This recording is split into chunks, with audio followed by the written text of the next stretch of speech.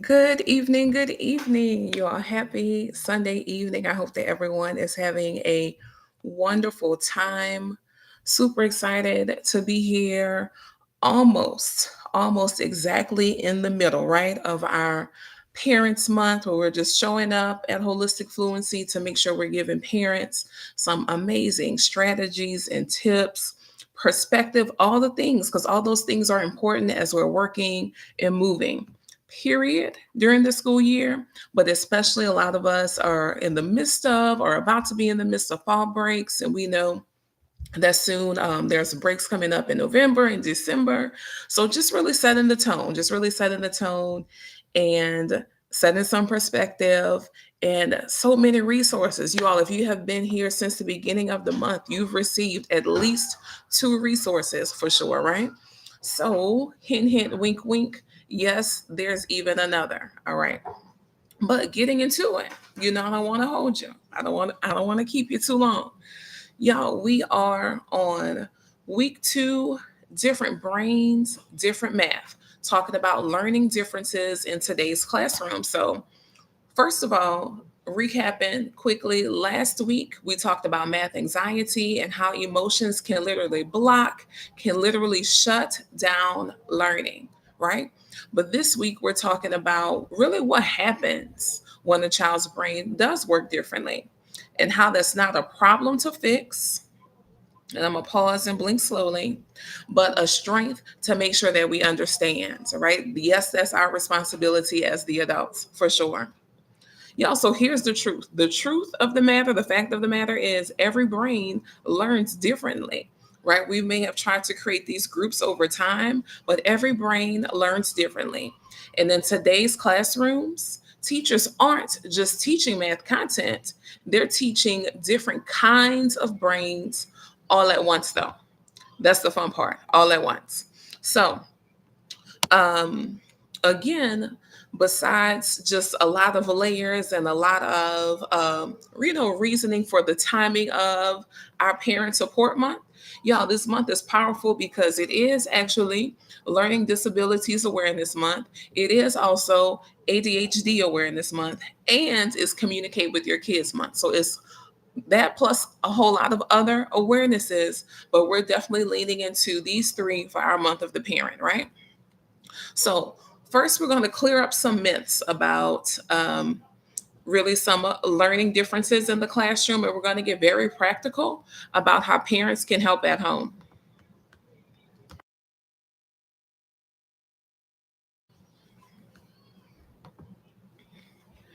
All right, so one of the first things is back then, right? If someone struggled, if students struggled, they were often labeled or left behind, honestly.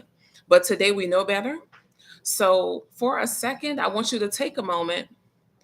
And what kind of learner were you? How would you describe yourself as a learner when you were in math class?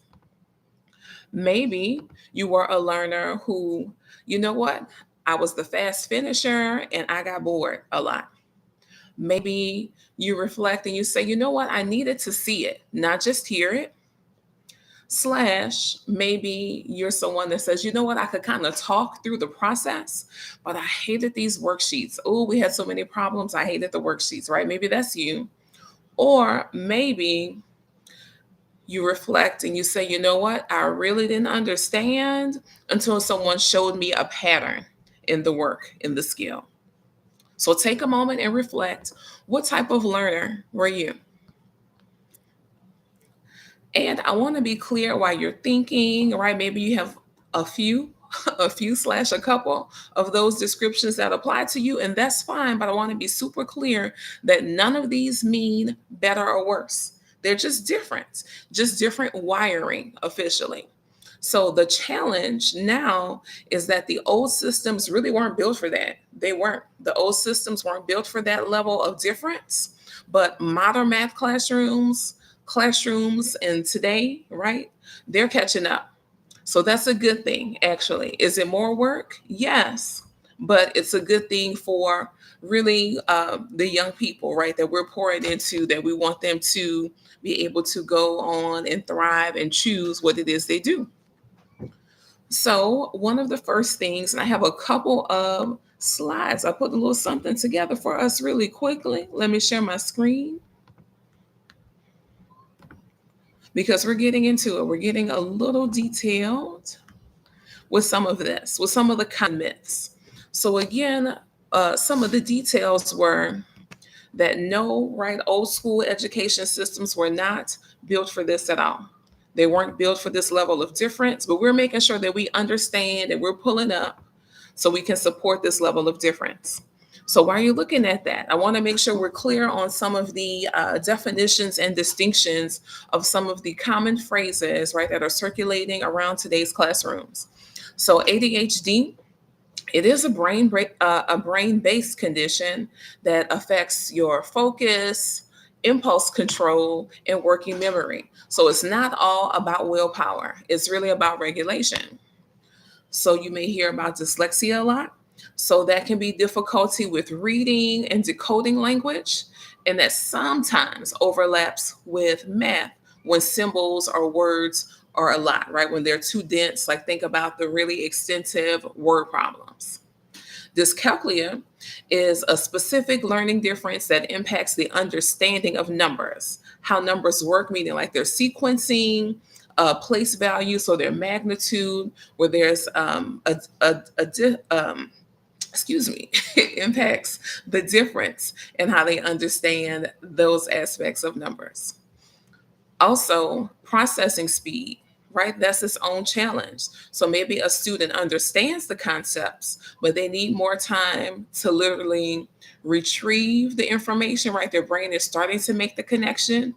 Or maybe they need more time for how they're actually even expressing that idea for what they're saying, right? If you're asking them a question, explain how you, okay, then yeah, sometimes young people need more time to get the expression and all the things fully out. Something else to focus on, right? Besides processing speed challenges, we may also have executive function challenge. And so we've talked about executive functioning quite a bit, but in essence, the heart of executive functioning is how well you're able to organize, start, and manage tasks, especially multiple tasks, right? If they have different steps, if it's multiple tasks, like all of those things. So the starting, the organizing, and managing, all of those, we call those executive function. So you're looking at the table, you're looking at the graph, and it's talking about the myth. Okay. So ADHD means they can't focus. Myth. It just means that they focus differently, right? They might hyper focus. And honestly, that's what's most common, that they hyper focus on their interest, or they just need more movement to help sustain their attention. So sometimes, right, if you're working on a problem with the young person, there might be one aspect of the problem that causes them to shift and they focus on that. That's literally what hyperfocus is. Okay, so instead of necessarily what many may consider the bigger picture, the holistic part of the process, it may be this one portion that they're locked in on. So, also a common myth with dyslexia only affecting reading, again, because of word problems, because of variables, right? Symbols. Then, yes, math can also be impacted because of, again, the processes, the sequencing, or again, or the symbols being a little bit confused. Maybe you've heard this myth where they're just not trying hard enough. Y'all, effort is not the issue. It's not effort. It could be, again, the executive function, right? The managing, starting, planning, organizing, all of that. That's often what happens. So it's not the effort. They'll grow out of it. Learning differences, honestly, is not something that you grow out of, right? You grow into strategies, is a phrase we like to say. When you're given strategies that can help and you apply them, but you don't just grow out of learning differences. So, also, some people think, well, if all of this is happening, there is no way that they can do well in the STEM field, right? That's science, technology, engineering, and math. But the reality is that many leaders, engineers, creatives, they may have some of these learning differences that we're talking about. They just work differently, especially once they're equipped with the strategies to help them, right? Okay. So I'm going to stop sharing there for a moment and we're going to keep going, y'all. So again, I want to be clear that although those myths, they did rule the land for a while, we're definitely shifting and understanding more that the learning differences themselves, they don't define limits, they define pathways, like the pathways, the strategies and resources that may be needed for support. While we're talking about these learning differences, I wanted to be super clear that we talked about how these learning differences are even viewed and perceived just in other cultures. So, not necessarily Western culture, just in the US. What we call a learning difference here is actually celebrated as a gift in some cultures. For example, in some parts of West Africa, the Caribbean, children who notice patterns that others often miss, they call them mind mappers. I think that's pretty cool, right? That's such a cool description. In Japan, students with those strong visual spatial skills, and that's common amongst dyslexic learners, right? They're encouraged to pursue design and architecture type fields very early on. Neurodiversity, y'all, has always existed. It's always been here. It didn't just fall out of the sky, but we're just learning to name it and to nurture it more recently. That's one of the big shifts. That's one of the big deals. Okay. So, one thing I also want to talk about is yes, we're talking to the families, right, about the young people and how learning differences impact and show up sometimes in today's classroom. But the reality is, our young people grow up.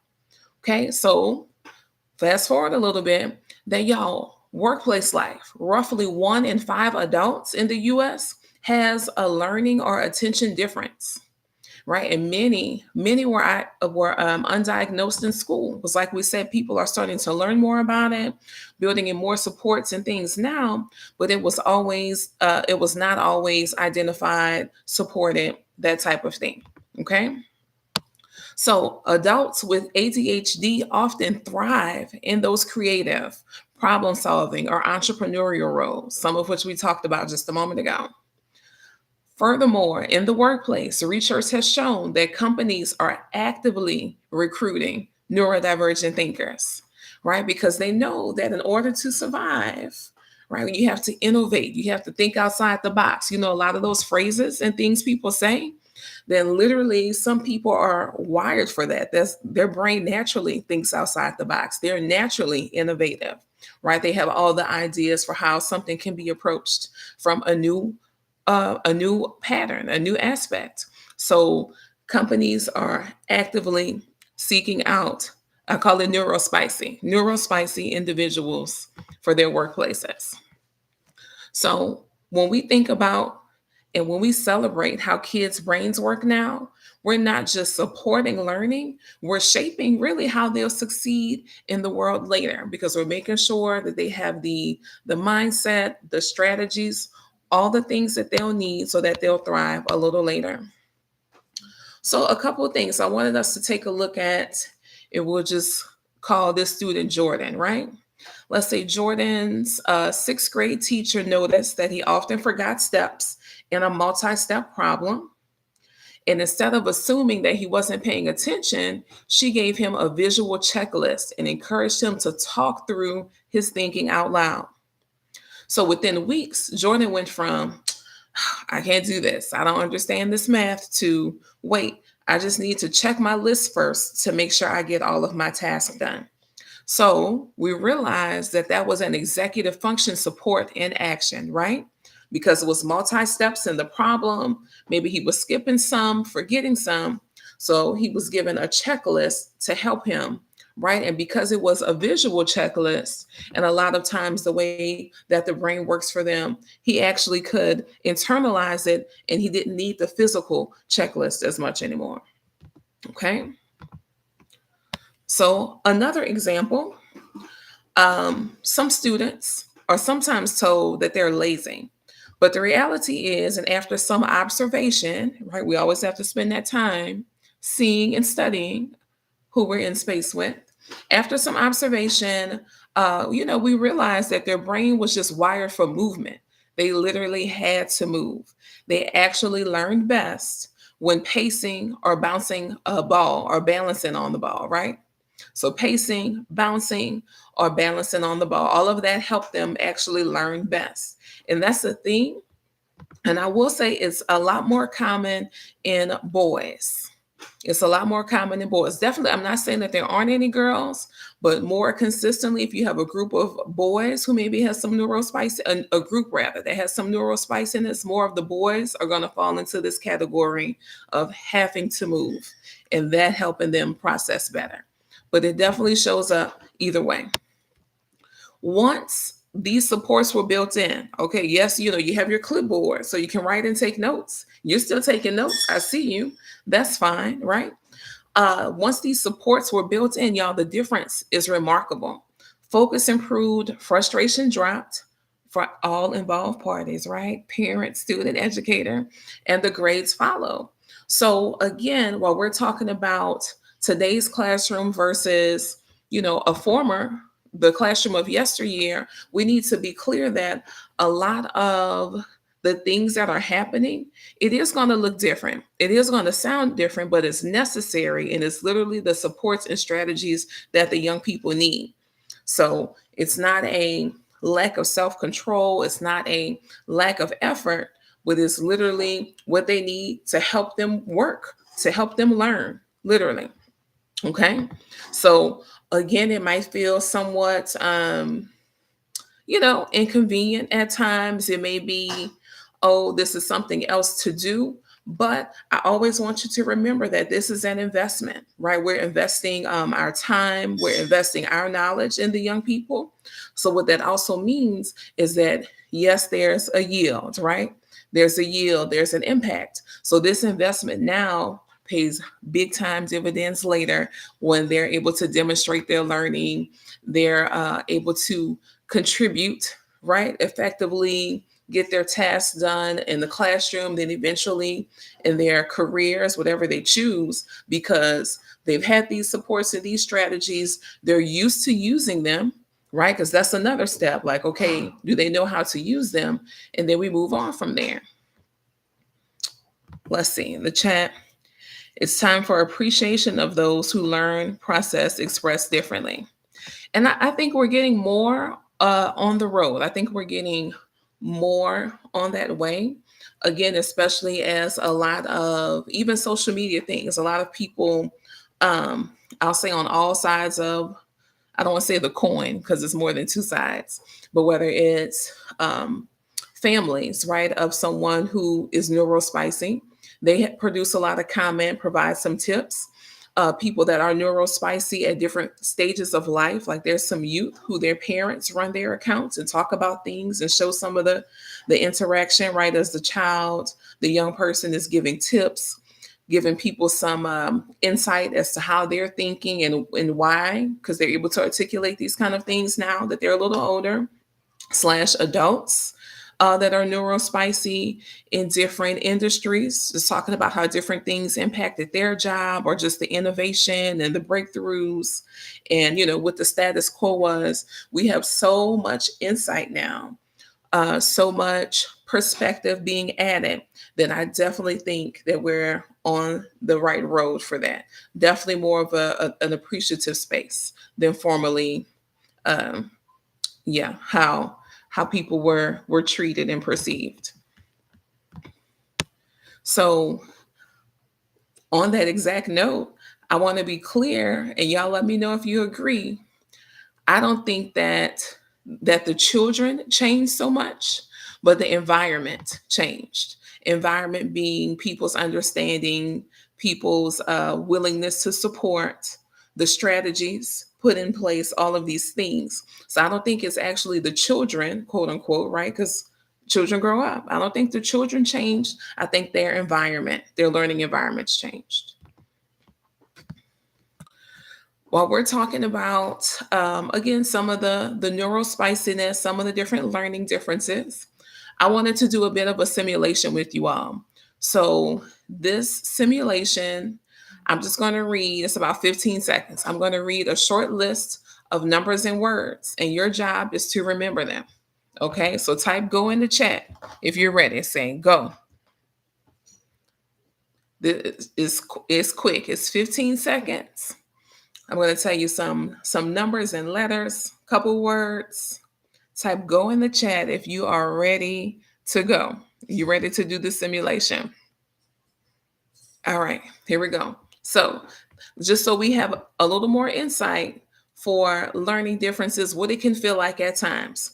So, here is your list of the numbers and words to remember: 3, 7, 12, pencil, 9, blue, 4, 16, paper, 2. Okay, so what was the list? What was the list? Can anybody tell me what was in the list? Slash. I bet some people can tell me some pieces, right? Some of us, your brain focused on some of the color words, right? Some of us, your brain's focused on the numbers. Yeah, then some we might be like, Anika, listen, I heard some stuff. I'm not sure.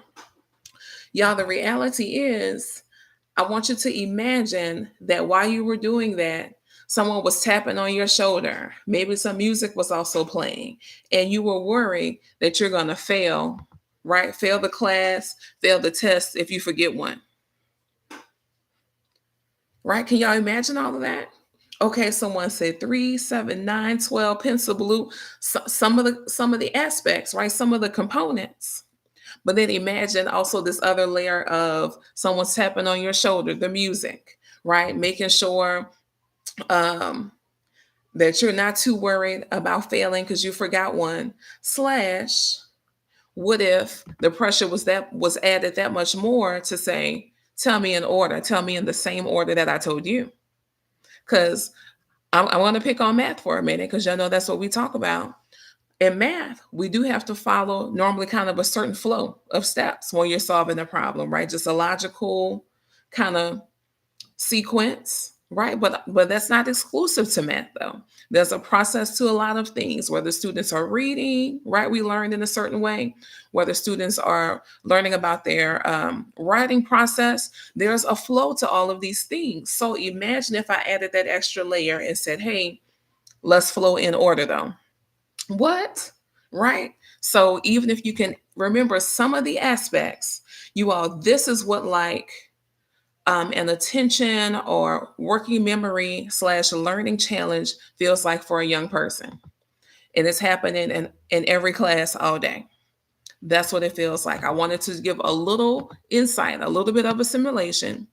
But again, also thinking about, okay, you feel like your brain is kind of tuned in to the right station, but suddenly there's some interference, there's some static. Now, the static isn't their fault because they're trying to tune in, right? And maybe the volume just needs to be adjusted. Hint, hint, the strategies, the support, they don't need a whole new radio, right? How some people are like, oh, there's something. No, they just need a little bit of an adjustment. It could be a volume adjustment. And we're giving them strategies and supports exactly to do that. All right. So a couple things we're going to go through. Y'all get your paper and pencil ready. Be ready to come back to this, save this, right?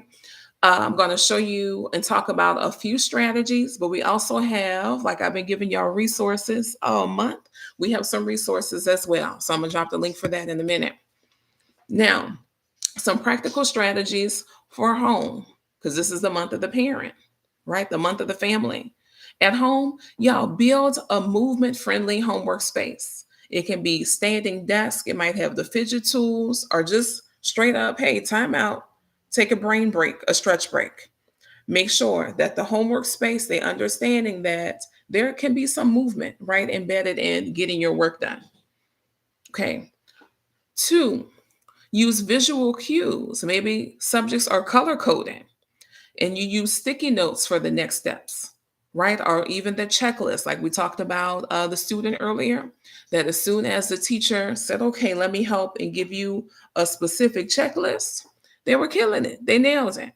right? So maybe that's even posted in the workspace. Chunk time for our young people, and I still use this as an adult, right? So as an adult, we might call them Pomodoro cycles, where you say, okay, I'm gonna lock in from anywhere from 20 to 40 minutes. Then I take a 5 to 7 minute break. Then I do it again, right? We just go on these cycles. But especially for our younger people, if they're very movement oriented, we know that that they need a little more support with attention and focusing. Chunk it. 10 to 15 minute sprints, then a break, then another 10 to 15-minute sprint, right? A work sprint, their time working, then a break. Sometimes, and I know some people said this, like sometimes I just have to talk it out. Yeah, a lot of us are like that, right? So why limit how our young people express? So let them talk it out sometimes. Let them verbalize their thinking. So talk me through your plan before you start. They're actually building, a lot of them, their visual, their own mental checklist while they're actually verbalizing to you. I'm going to talk through it. Now I know exactly what I need to do, right? Sometimes with neurospiciness, you all, this is a post, one of my very first posts when we first started holistic fluency.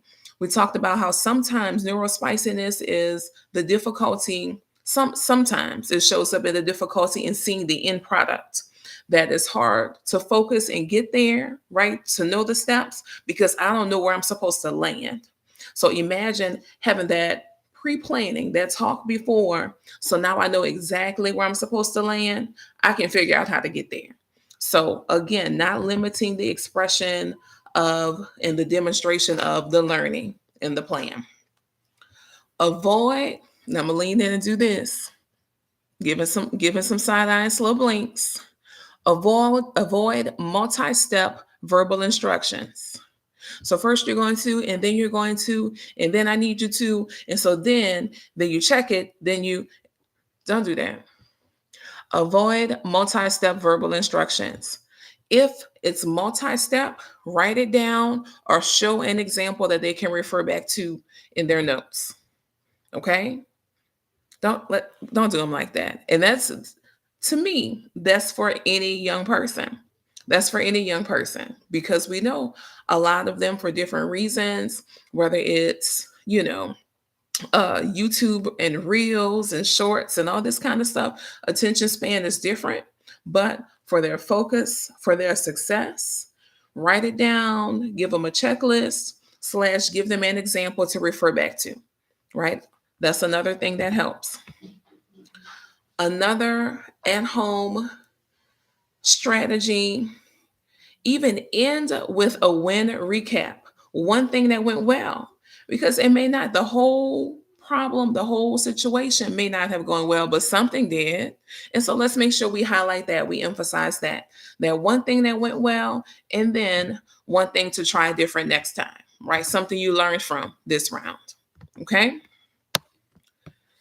So when we're talking about just kind of our mindset, so parents, families, I want you to replace what they won't focus with what does their focus need right now? What support does their focus need? Does it need a checklist? Does it need to talk it out first?